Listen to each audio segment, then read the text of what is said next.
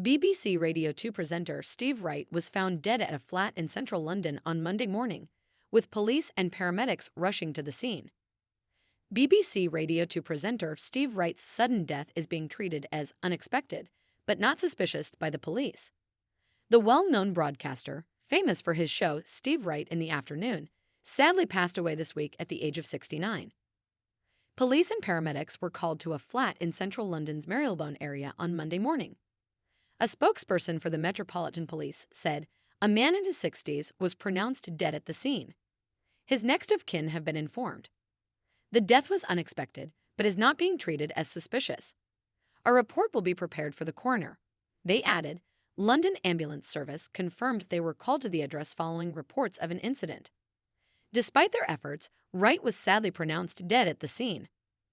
Wright's colleagues have praised him as one of the greatest exponents of the art of radio following the news of his death. The radio DJ was a beloved figure on BBC Radio 1 and then Radio 2 for over 4 decades, drawing in millions of listeners. On ITV's This Morning, fellow radio presenter Paul Gambacchini remembered how Wright would arrive at the studio hours before his show to ensure he was ready.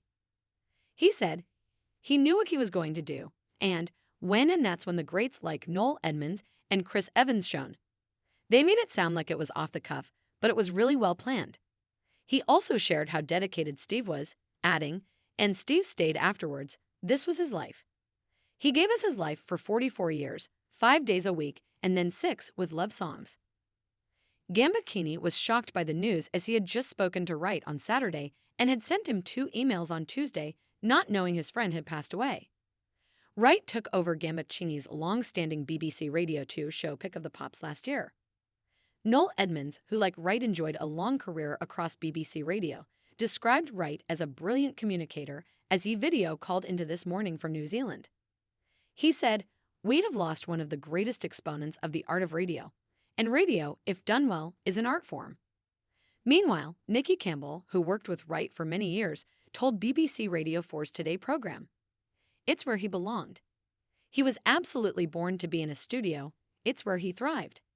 It was his natural habitat." He added, "His heart soared when he was on the air, and that was contagious. Our hearts soared when we listened." Chris Evans, a fellow veteran of Radio 1 and 2 who now works at Virgin Radio, likened Wright's influence on afternoon shows to the impact Sir Terry Wogan had on breakfast shows.